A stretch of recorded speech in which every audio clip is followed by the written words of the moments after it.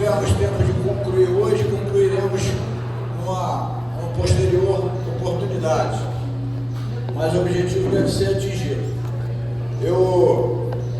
Para nós iniciarmos como todo evento que a gente faz na nossa igreja, nas nossas casas, nós devemos iniciar com oração. É isso. E eu queria convidar aqui a nossa presidente em exercício, a irmã Carla. Ela vai fazer uma oração inicial a respeito da nossa reunião. Bom dia, irmãos. Vamos falar com Deus. Santo Deus, amado Pai, graças nós te damos a Deus, porque neste dia o Senhor novamente nos concedeu o dom da vida, ó Pai, nos permitindo abrir os olhos, ó Deus, tocar no chão e estarmos aqui na Tua casa, ó Pai, novamente falando contigo, ó Deus, nos reunindo num único propósito, ó Pai, que é louvar e adorar o Teu santo nome.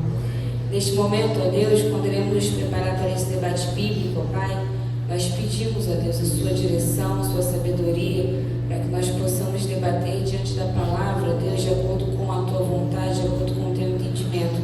Que o Senhor conceda clareza a cada um de nós, e principalmente aos nossos pastores, ó Deus, que irão nos conduzir.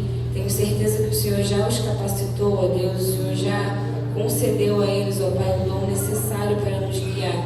E neste momento reforçamos, ó Pai, nossa oração sobre a vida deles, que eles possam ser consagrados e reconsagrados a Ti, ó Deus, que o caminhar deles possa ser somente na Sua direção, e que nós, ó Pai, enquanto igreja, enquanto ovelhas, possamos saber honrar, ó Pai, nossos pastores, possamos saber seguir o direcionamento deles, ó Pai, entendendo que eles são autoridades postas sobre nossas vidas, mediante a Tua mão, mediante a Tua vontade, ó Deus. Mais uma vez te pedimos que o Senhor fale conosco e te agradecemos, ó Pai, porque estamos aqui mais uma vez na Tua casa. Essa é a oração que nós fazemos em nome do Teu Filho amado Jesus. Amém. Então agradecemos a oração e nós fizemos uma pesquisa de perguntas prévias, né, para que a gente pudesse acelerar e não atrapalhar a palestra do pastor. Então, o que nós vamos fazer nesse momento? Nós vamos avançar, pegar o nosso cafezinho, vamos sentar à mesa e depois a gente vai cantar um corinho e passar a palavra para o pastor entrar na preleção. Então, os irmãos procurem ser bem ágil aqui no café, pega o seu café, traga para a mesa, sente, e enquanto o pastor vai fazendo a palestra, vocês vão degustando o café, por isso é um café com Bíblia. Tá bom? Os irmãos podem avançar aí bem rapidinho para a gente começar a cantar. Enquanto isso, o Alisson vai fazer a entrega ao pastor Pedro na caneca especial para ele tomar o café no nome do Ministério dos Olhos da igreja.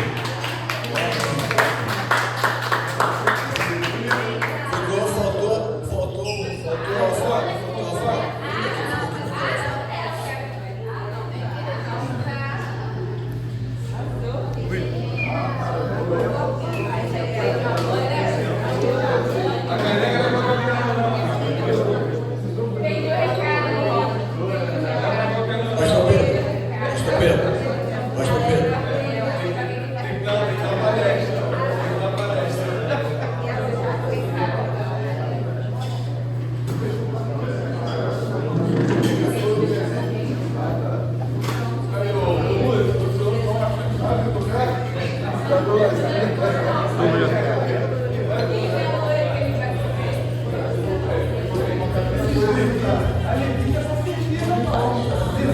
Eu sou o maior pratinho, eu vou dar para a mesa para a gente iniciar.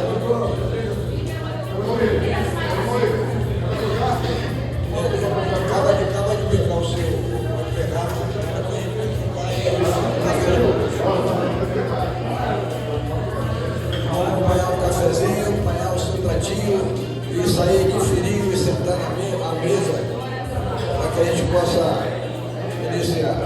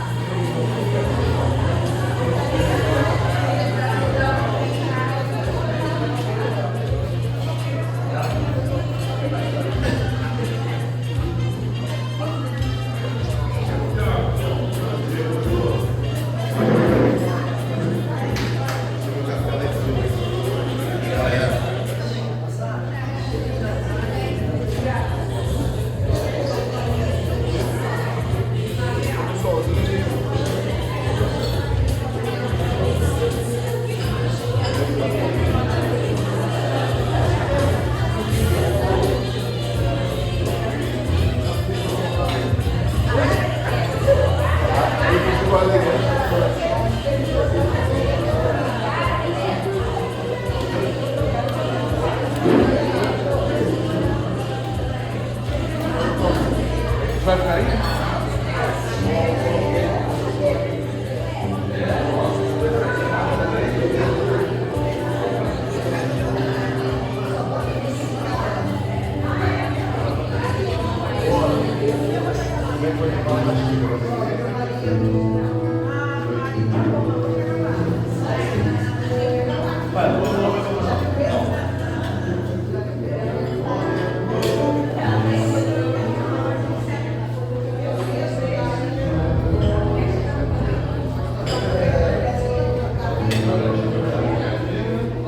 Conforme os irmãos forem acompanhando seu café, proceder à mesa para a gente priorizar a palavra.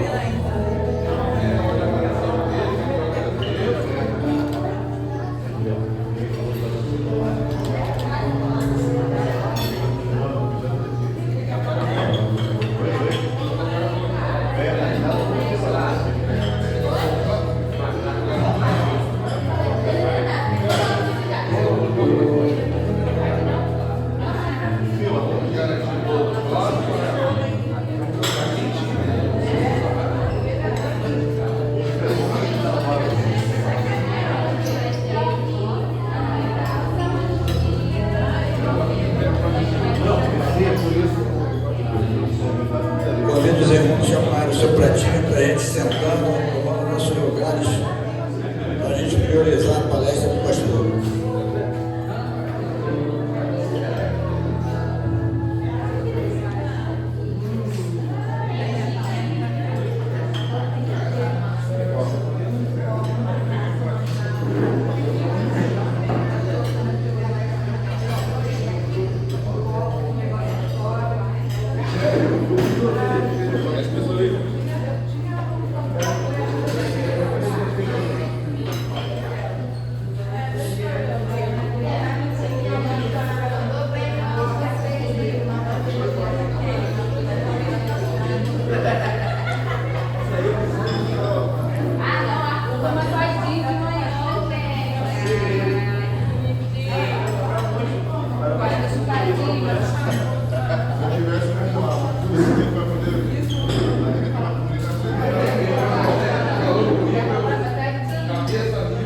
Os irmãos que já estiverem com seu pratinho, vamos procurar a mesa para que a gente possa iniciar.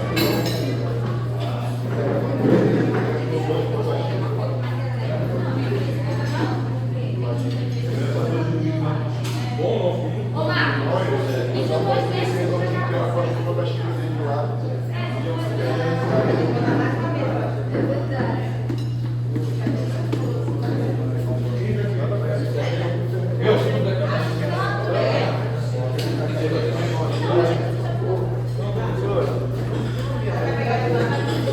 Bem, eu vou esperar o José montar o pratinho dele aqui para a gente começar a cantar. O corinho que vamos cantar, o primeiro corinho, tá, eu coloquei no grupo aí.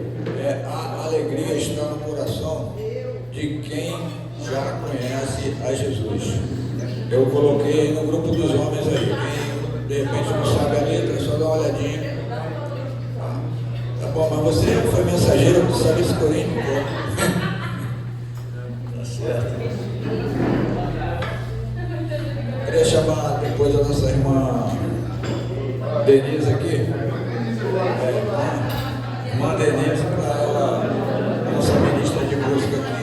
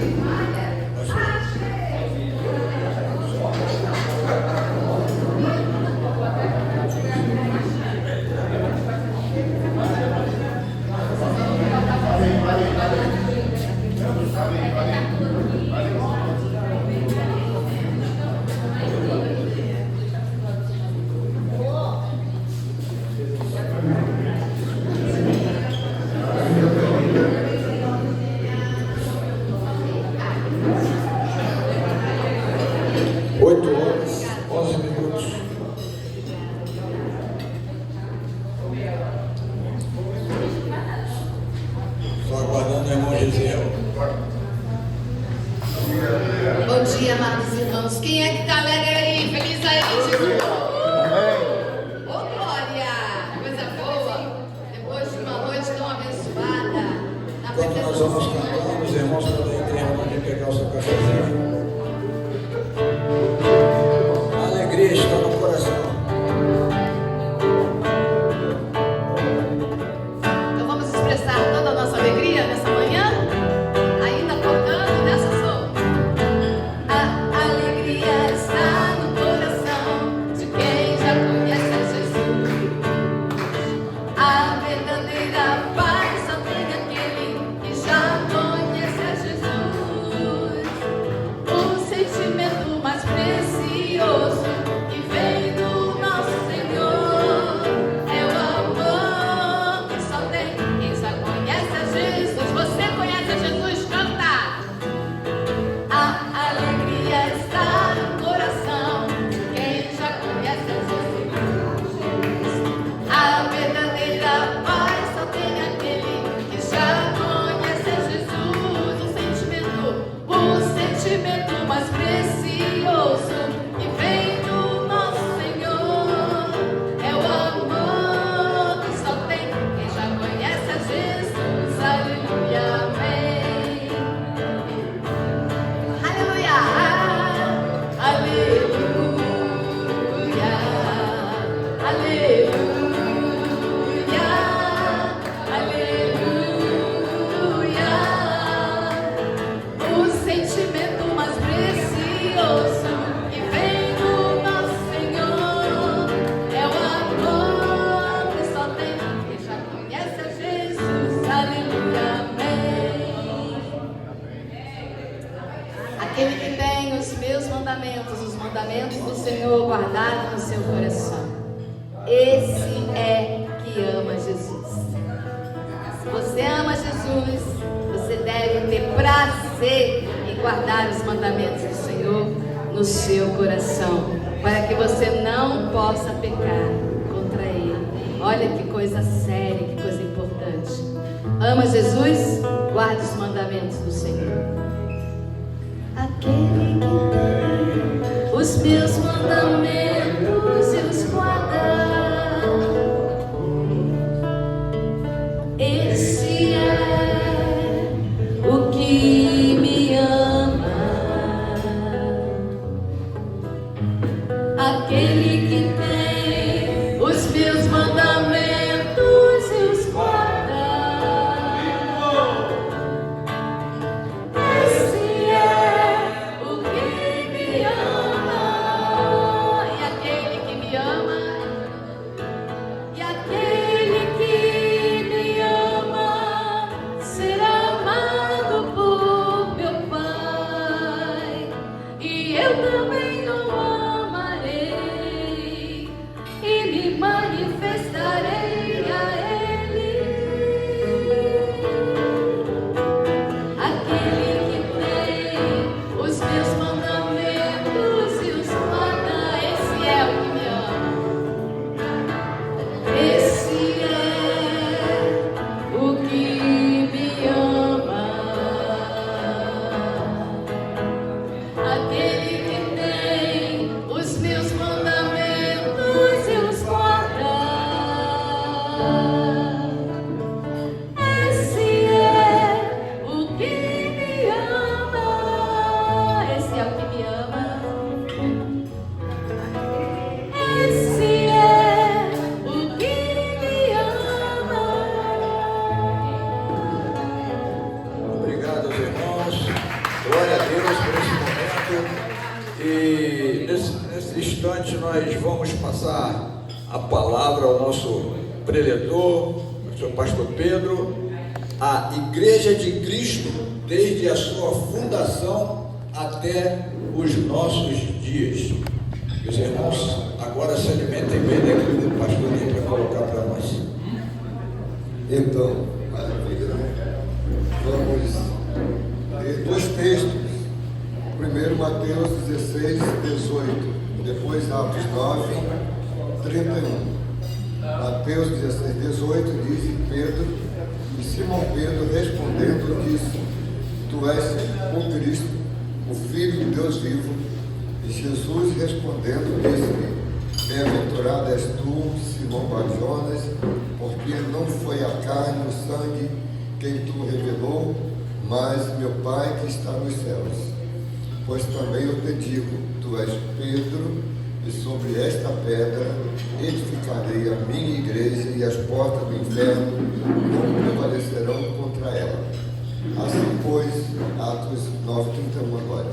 Assim, pois, as igrejas em toda a Judéia, Galiléia, Samaria tinham paz e eram edificados e se multiplicavam, andando no temor do Senhor e na consolação do Espírito Santo. Amém? Amém. Pai, obrigado por esse terceiro Café com Bíblia, onde temos mais uma oportunidade de estarmos ensinando e aprendendo sobre a Tua Palavra. Nos unjas, nos dê uma clareza no que temos que falar, também abra nosso entendimento na compreensão, na apreensão da Tua Palavra e, sobretudo, na prática.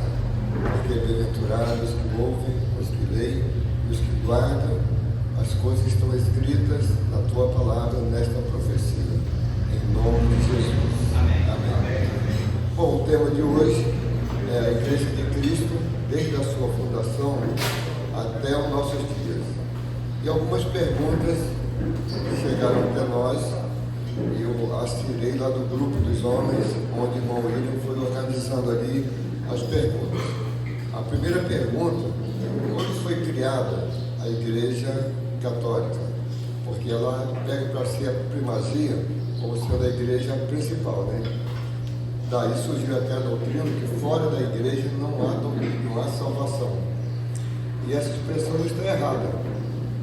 Todos que são salvos pertencem à Igreja de Cristo, mas não é de uma estrutura denominacional. A igreja é reino, a igreja no sentido de reino. Jamais uma pessoa é salva sem estar na igreja. Só que a salvação não vem da igreja, a salvação vem de Cristo, e os salvos se tornam igreja de Cristo. Mas vou falar quando foi criada. Pedro foi o primeiro Papa da igreja, porque também eles pegaram para si, dizendo que Pedro foi o primeiro Papa. Depois, a Igreja Católica é legítima dessa história.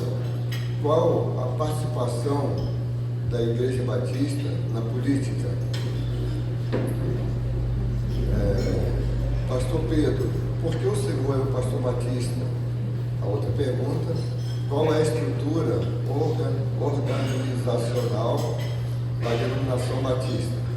Então nós temos 6 perguntas até o momento, além do tema que consolida o nosso Café com Bíblia hoje. Bom, quando foi criado, houve o concílio de Nicéia, e houve 2, no primeiro e no segundo. E eles pegaram e inseriram, porque não existia denominação no dia de Cristo. No dia de Cristo era igreja, acabou. Está em Atos 9:31, e a igreja crescia e se multiplicava. Era igreja de Cristo. Era não igreja e igreja. Aí depois foi colocado na Igreja Católica algumas doutrinas distinguindo do cristianismo que ia vindo, porque existia o cristianismo, e aí deu origem praticamente ali a Igreja Católica. Constantino, houve a guerra do Império Romano contra Constantinopla, e Constantinopla perdeu. Aí quem estava em Roma se tornou o bispo, e depois o Papa. Daí a igreja ela estava espalhada, mas ficou assim: qual é a verdadeira igreja? É a Igreja Católica Romana, isto é, a Igreja Católica que está onde? Apostólica e Romana, que está onde? Que está em Roma. Por exemplo, aqui no Brasil não tem igreja romana, tem igreja católica apostólica brasileira, mas eles são romanos. romana que estava em Roma. E a ideia de católico, essa expressão, significa universal. Quer dizer, uma vai mandar nas outras. E até hoje, o Papa, ela tem um poder hierárquico, é a estrutura mais bem pensada, porque ela se tornou eclética. O cristianismo não era eclético, não tinha lugar para mais nada a não ser os ensinamentos de Cristo, a Bíblia Sagrada. Mas quando foi instituída mesmo a igreja, aí ela se tornou eclética, quer dizer, uma bula papal, ela passa a ter quase que o valor da palavra de Deus. E ali começou o declínio teológico da igreja. Não foi o declínio da igreja diminuindo, porque não tem como diminuir muito. Qualquer denominação eclética, ela vai ter número. Pode não ter qualidade, mas tem número porque tem lugar para todos. É como você pegar, vamos pegar o seguinte, apanhar um empim, né? Um empim. Você vai encher um jacá ou um latão, uma coisa inflexível, tem empim. Você vai colocando raízes, chega um momento, não cabe mais, porque não cede. Agora vamos fazer um recipiente que seja de plástico, esse é de elástico. Olha, enche, você aperta um pouquinho, cabe mais uma raiz, vai caber mais uma, vai cabendo, porque o eclético, ele é flexível, tem espaço sempre para mais alguma coisa. E no cristianismo não tinha espaço. Daí veio a perseguição, a Inquisição, tudo em cima da igreja de Cristo. Então nós vimos que, se queremos saber da origem, quanto ao nome, não, mas quanto à raiz, no sentido doutrinário, é o cristianismo. Porque do jeito que Cristo ensinou, nós estamos trazendo aquele ensino, a tradição até hoje. No cristianismo não existe essa questão de flexível. Algumas denominações abrem algumas exceções, mas hoje está sendo muito criticada. Já temos hoje uma linha de pensamento, pessoas que estão indo a esses cultos, estão filmando, estão colocando no ar e espalhando o que está acontecendo em algumas denominações que não tem nada a ver com a Bíblia. Não tem nada a ver. Nós não somos escravos da Bíblia, nós obedecemos a Bíblia por prazer. A lei do Senhor é o nosso prazer, é a nossa alegria. Não é difícil obedecer a Bíblia, difícil é andar fora dela. Então a doutrina jamais será pesada para uma pessoa salva por Jesus. Pastor Pedro, Sim. a igreja e o Estado era muito ligado, né? Então havia a igreja e o Estado viviam Não havia separação entre igreja e Estado. Aliás, o problema todo foi quando o Estado também pegou o domínio religioso. Constantino fez isso. Então vivia debaixo dele, aí debaixo da ordem dele. Mas a igreja, ela é laica, ela está separada do Estado, mas ela precisa obedecer. Aí vem a questão e a política. A política é impura? Pode ser. A política é santa? Pode ser também. Tudo na vida pode ser impuro ou santo. Por exemplo, o dinheiro é impuro ou é santo? Pode ser. Relacionamento sexual é impuro ou é santo? Depende. Se a pessoa é casada, é algo santo que está no casamento. Se o dinheiro for para honrar a Deus, tudo que tem isso pertence ao Senhor. Então a política pode ser uma coisa santa ou uma coisa impura. A questão não é a política em si, é como eu estou realizando a política. Não tem como o ser humano ser apolítico. Não tem como. E a Bíblia dá uma tarefa para nós como igreja de Cristo. Devemos honrar e orar em favor das nossas autoridades. Então, politicamente, nós precisamos, a Bíblia diz que nós precisamos estar engajados como? Abençoando o quadro político da nossa cidade, do Estado e do país. Então não tem como dissociar. Agora, quem exerce algum cargo político, precisa exercer como sendo um serviço a Deus. É toda a visão. Eu me lembro que uns 3 anos atrás eu falei sobre um candidato que era da Igreja Batista do PS. Ele tentou 3 vezes, na terceira vez ele foi eleito, vereador. Eu resolvi dar um apoio para ele e ele foi eleito. Aí depois de eleito, tudo animado, marcou uma pastoral e falou: pastor, o que o senhor quer?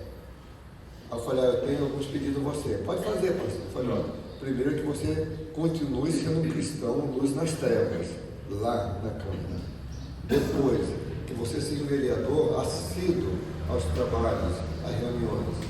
Em terceiro lugar, que você dê do seu máximo para abençoar a nossa cidade.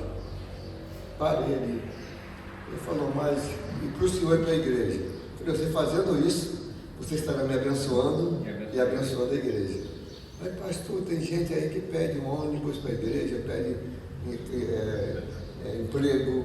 Eu falei: não, isso aí não é papel seu. Seu papel é ser um bom vereador. Mas já tem assim uma condicional. A pessoa já vai para a política, naquela dependência de ficar escravo de quem o elegeu. Não é assim.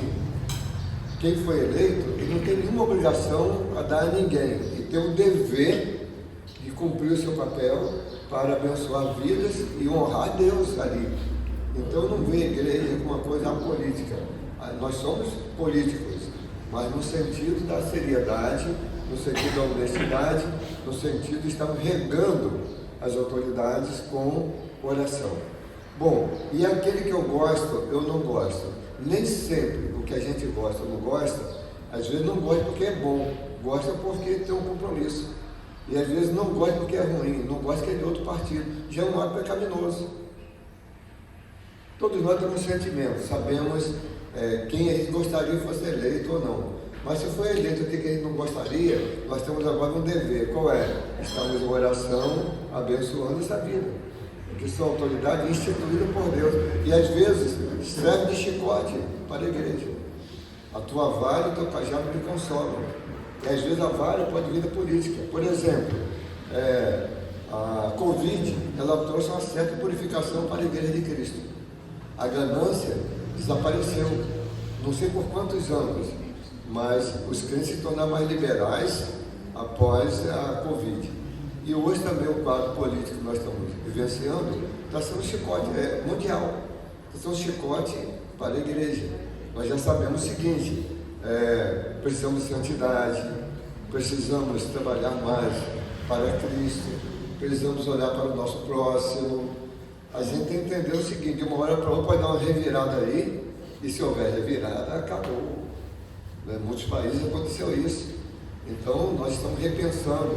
Aqueles que têm mais condições estão criando holder, pegando o capital, colocando tudo ali dentro, uma empresa segurando seu capital e seus bens, porque a pessoa pode estar bem economicamente ou bem financeiramente. E na holder, segundo eles, tem como segurar, se firmar financeiramente e também economicamente. E migrando esse dinheiro para outros países. Isso está acontecendo. Uma boa parte do nosso capital não está mais aqui no Brasil. Poderá voltar, poderá não voltar. Só que a gente está vendo isso tudo e entendendo o seguinte: Deus está usando a sua vara para que o cajado dele possa funcionar em nós. Então, 2 pontos, já estou avançando para a questão da origem e a questão política. Agora, o Papa, Pedro foi o primeiro Papa? Nunca. Ele não foi o primeiro Papa. Aliás, ele nunca foi Papa. Pedro nem servia para ser Papa. A forma dele política, a forma dele de agir. Qual foi a pessoa, qual foi o apóstolo mais repreendido dentre os 12? Pedro. Ele não tinha condições de ser. E ele nunca exerceu esse papel. O Apolo repreendeu Pedro cara a cara. Lá em 1 Coríntios 3, vai ver que o problema ali: eu sou de Paulo, eu sou de Cefas, eu sou de Pedro. Pedro estava ali dividindo na igreja. Com os judeus ele era judeu, com os gentios ele era gentio. Era aquele líder frouxo. que não Jesus curou a sogra de Pedro. era casado, né? Jesus curou a sogra de Pedro. Você vai ver que não tem perfil e não existe nenhum documento interno ou externo para comprovar que Pedro era papa. Porque vocês sabem que a apologética ela precisa de documentos, de provas internas e externas. A Bíblia tem, além dos escritores sagrados, inspirados pelo Espírito Santo, historiadores, escritores da época de Cristo, escreviam sobre Jesus. A gente não lê sobre Cristo só na Bíblia, lê também fora. Em todos os livros, de todos os livros criticados, a Bíblia é a mais criticada. E de todos os livros que são criticados dentro da apologética em si, não só cristã, mas da apologética, a Bíblia é o único livro que tem evidências, tem provas interna e externa. Os demais livros não têm. Eles aceitam só as provas internas. Para os outros livros da Bíblia, precisa dos dois, e nós encontramos provas internas e externas. Por exemplo, algum tempo atrás, uns anos atrás, foi encontrado o vestígio da Arca de Noé. A Bíblia fala sobre ela e foi encontrada, né? Então é algo assim material. Mas mesmo assim os incrédulos, eles perseguem a palavra de Deus. É o livro mais perseguido, mas é o livro mais impresso e é o livro mais lido no mundo. Então ele não foi e ele não é. E se fosse, seria até bom, porque seria tudo diferente, né? Seria tudo diferente. A Igreja Católica é legítima nessa história? Não, ela não é. Ela é fruto de um desvio doutrinário. Ao contrário, ela era legítima no início, porque não tinha separação entre Igreja Católica, Igreja Batista e Igreja Presbiteriana. Não tinha isso. Era a Igreja de Cristo.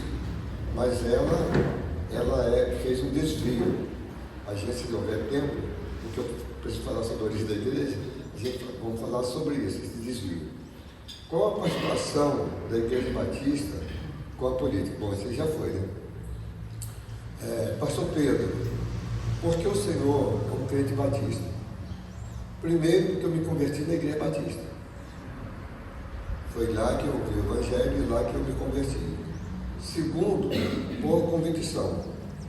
Sou crente desde o dia 6 de agosto de 69. Sou pastor há 42 anos e nunca encontrei uma falha doutrinária. Encontro falha em alguns batistas, em algumas igrejas, em algum pastor, falha doutrinária. Mas na doutrina batista não. Por quê? Na doutrina batista, a Bíblia é o único livro de nossa fé e ordem. Então nós não temos nada. Por exemplo, eu sou pastor. O pastor não é autoridade em nada na igreja, a não ser autoridade doutrinária.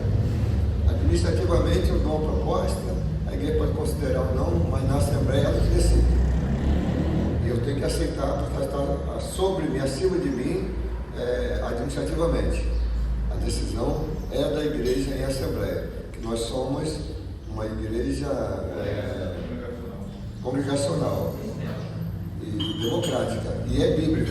Você vai ver a igreja primitiva, o sistema era esse, faziam até a democracia representativa, elegiam um irmão para falar as outras igrejas que estavam nas outras regiões, quando a igreja foi espalhando e foi reconhecido como sendo corpo local.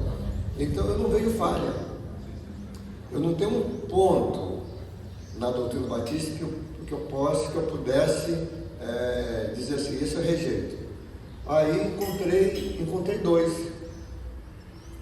pontos. E eu, no segundo ano do seminário, fui convidado para lecionar Velho Testamento no seminário. Eu falei, eu acho uma coisa imoral eu ser aluno, depois sair da sala de aluno e ir para outra sala como professor. Porque o diretor era o professor de Velho Testamento e eu tirei nota 10 com ele. Eu gostava da matéria, então ele precisava, então vamos indicar o pastor Pedro para ser o professor. Eu estava recém-ordenado, fui ordenado no segundo ano. E eu não aceitei. Mas eu tinha outro ponto, não era só ser aluno. Quais eram os outros pontos? Eu não aceitava que não é doutrina, mas era prática. Aí vem aqui de ortodoxia e ortopraxia. Era a prática da Igreja Batista, só aceitar membro através do batismo e rejeitar o batismo de outras denominações. Pessoas que foram batizadas por imersão. E eu rejeitava isso. Não era doutrina, mas era uma prática. Inclusive no Vadimeco, lá estava escrito. E também na questão da ceia, que nós temos a ceia livre, a ceia ultra livre, a ceia restrita e a ceia ultra restrita. A ceia livre é para todos. A ceia ultra livre é para todos, incluindo crente e não crente. A livre é para todos, sendo de outras denominações. A outra livre, qualquer pessoa, independente se é convertido ou não. A ceia restrita é só para os crentes da denominação batista. E a outra restrita é só para os membros da igreja. Aí tinha pastores assim, extremistas, no sentido da doutrina da ceia, que só realizavam para os membros da igreja dele. E ainda pedia que ficasse em pé da distribuição da ceia. Quem vai participar da ceia, membro da igreja, fica em pé. Eu ficava em pé até receber o prato, depois sentava. E eu lendo a Bíblia, não achava lugar para isso. Não achava lugar para rebatismo de quem foi batizado por imersão, e não achava lugar para a ceia restrita ou ultra restrita. O que fazer agora? Aí eu fiquei com aquilo na cabeça e comecei a ensinar a igreja da forma que eu estava crendo. E a igreja começou a aceitar. Aí um dia eu cheguei em casa e falei para minha esposa: olha, hoje se não me convidar, eu estou pronto para lecionar. Irmão, sabe que naquele dia, pastor Ronaldo, o nome dele, Ronaldo lá da igreja, lá do aeroporto, pastor Ronaldo, que era o Leão, ele falou: Pedro, nós estamos dando professor para 2 matérias. Ronaldo Gomes, você poderia lecionar? Falei: rapaz, eu acabei de falar que hoje aceitaria, então eu aceito. Aí aceitei o convite, fui e falei para ele: olha, mas tem uma observação. Quanto à ceia e quanto ao batismo, eu creio dessa forma, estou praticando dessa forma, e se eu for ensinar, porque era eclesiologia, eu vou ensinar dessa forma. Ele falou: você está livre, pai, porque essas são interpretações e a sua interpretação está melhor. E eu levei 26 anos ensinando assim. E nasceu uma nova geração fazendo essa correção, não doutrinária, porque não era uma doutrina. Em nenhum lugar está escrito que a prática é assim. O pastor Ebenezer escreveu no livro Vadimeco e a onda pelou, né? Mas está sendo corrigido isso para a honra e glória do Senhor. Então, por isso, eu sou pastor batista, primeiro que me converti lá, e depois por convicção. Eu estou certo de que, doutrinariamente, não existe erro da Igreja Batista. Pode existir erro na igreja, mas não porque nós temos uma doutrina errada. É alguém que pratica algum desvio doutrinário, e a partir disso aí vai haver erro na pessoa e não na igreja. Mas para isso existe a comissão de ética pastoral e também da associação. Da associação é para corrigir a igreja, e na ordem dos pastores para corrigir pastores que porventura estejam em desvio doutrinário. E na associação, pastores que estejam em desvio administrativos. Aí já vai para o âmbito da associação. Qual é a estrutura da denominação batista? Olha, a denominação batista, ela honra e dá todos os poderes à igreja local. Então, como funciona? Dentro de um organograma. Funciona de baixo para cima, de dentro para fora, independente de como você vai montar o seu organograma. Se for de dentro para fora, então, no primeiro círculo, lá no eixo, vai estar o quê? Igreja local. No segundo, Associação Batista Regional. No nosso caso aqui, é a Associação Batista Litorânea. O irmão Sérgio aí, a irmã Patrícia, aí já tem a estrutura da denominação. Então, Igreja Local, Associação Batista Litorânea, Convenção Batista estadual, no nosso caso, Convenção Batista Fluminense, Convenção Batista Brasileira e depois Aliança Batista Mundial. E tem um outro ramo, mas que não, que é também batista, mas que não necessariamente faz parte da nossa estrutura.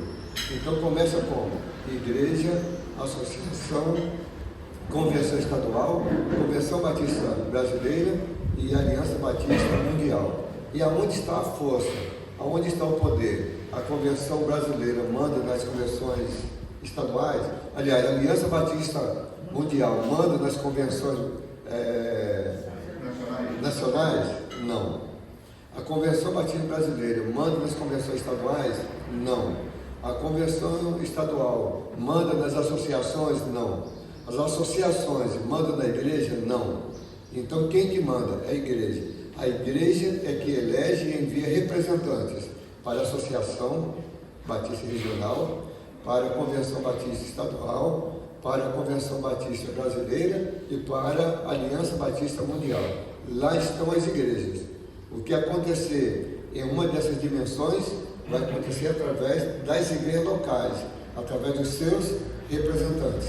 Então a vontade ali, primeiramente é a vontade de Deus e depois a vontade das igrejas locais, através dos seus representantes. Tudo certinho?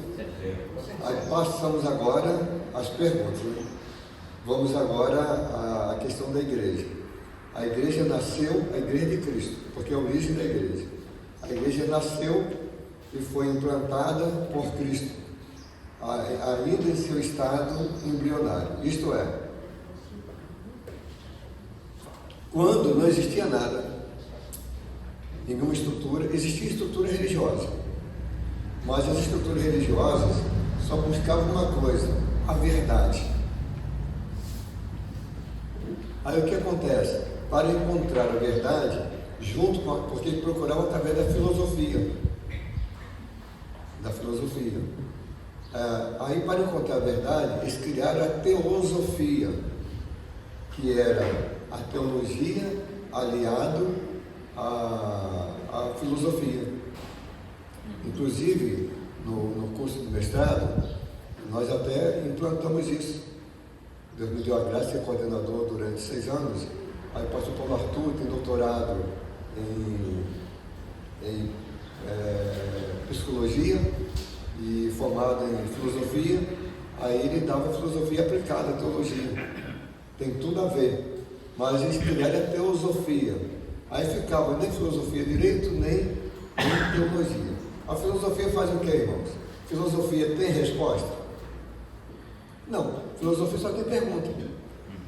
Só tem pergunta. A teologia não. A teologia tem resposta. A Bíblia nasceu para gerir resposta. E a igreja, ela nasceu para dar resposta ao mundo.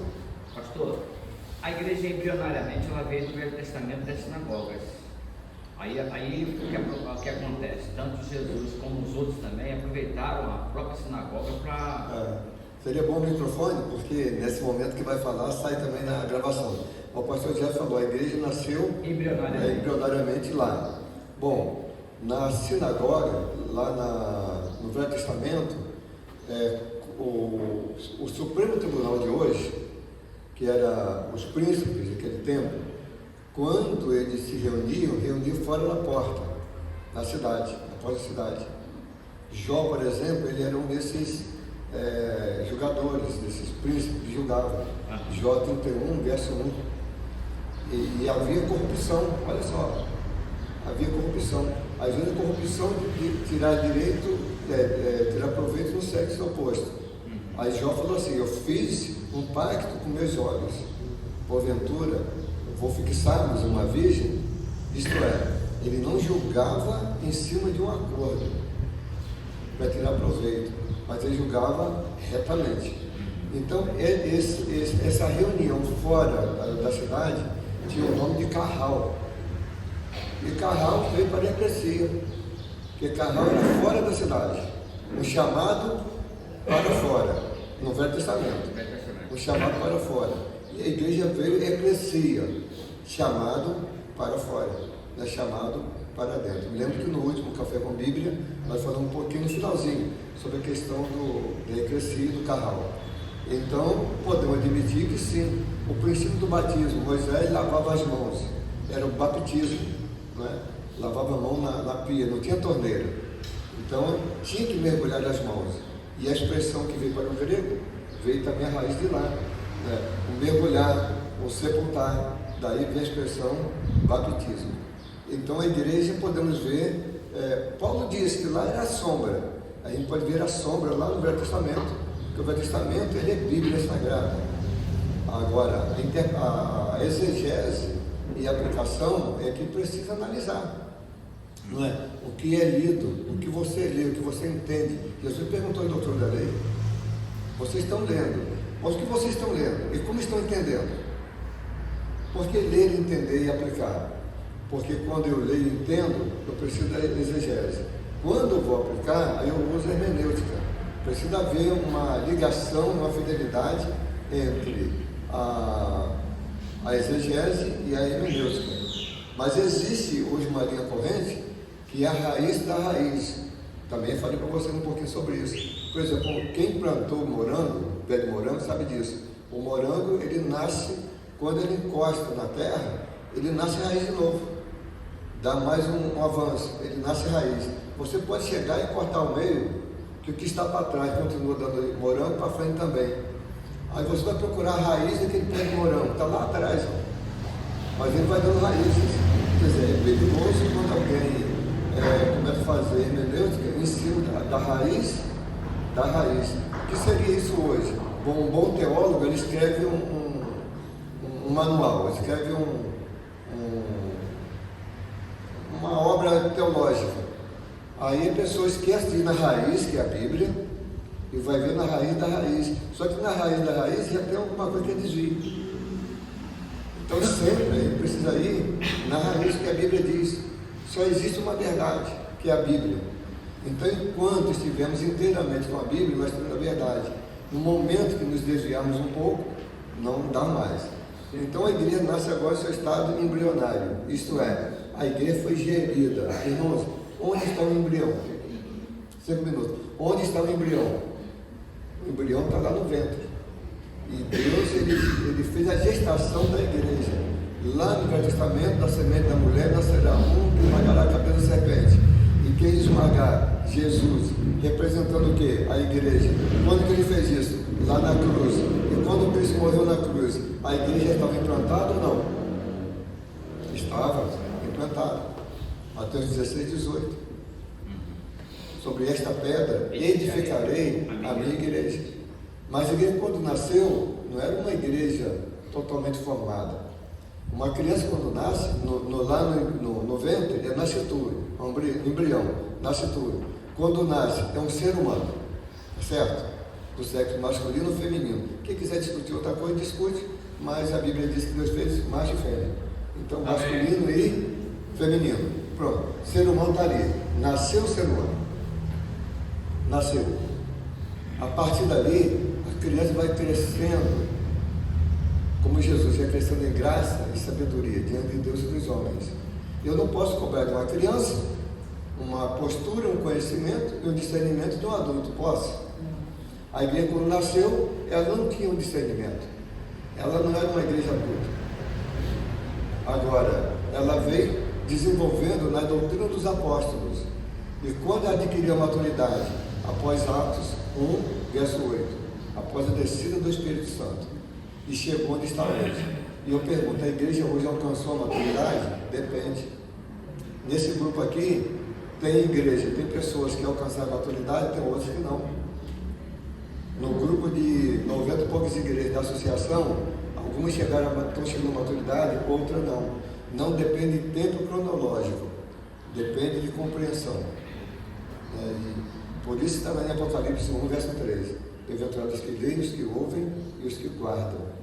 Guardar não é só no sentido de apreender, mas no sentido de cumprir o que está escrito na palavra de Deus. Porque maturidade é isso, é ter disposição e alegria e prazer em cumprir o que Jesus ensinou. Jesus falou, e vós não quereis ir? E eles disseram: para quem iremos nós? Só tu tens palavra de vida eterna. Porque era preso para os outros, fugiram. Para eles era o quê? Era prazer. Era prazer estar ali junto e realizando. Então a gente poderia falar a questão da igreja, que é visível, invisível. A gente poderia falar sobre essa questão embrionária. Por exemplo, lá em Mateus 13, de 31 até o 32, Jesus conta a parábola da mostarda, do grão de mostarda.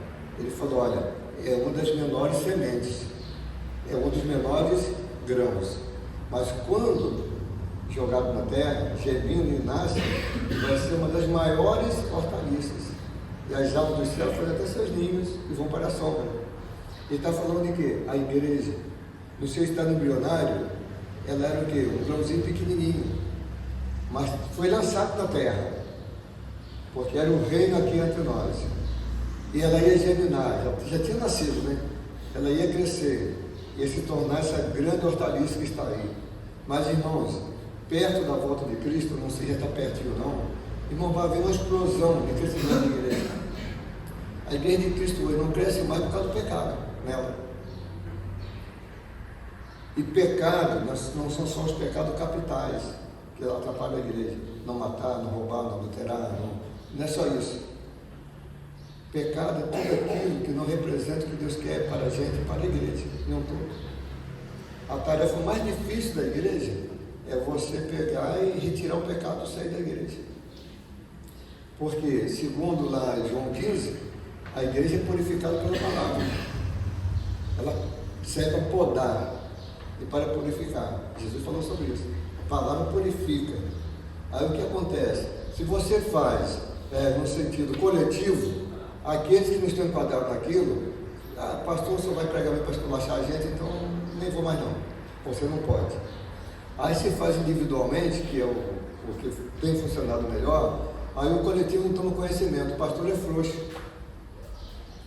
Está aí acontecendo na cara dele, mas ele não sabe que a pessoa já foi chamada, já foi orientada, e aquela pessoa tem a liberdade para aceitar ou não. Mas a igreja... E ela aqui no corpo, ela tem a oportunidade de se corrigir, porque a palavra vai ajudar. Exatamente. Então, antigamente não excluía, vai embora. Né? Perdeu a Assim, oportunidade. exatamente, muito bom isso.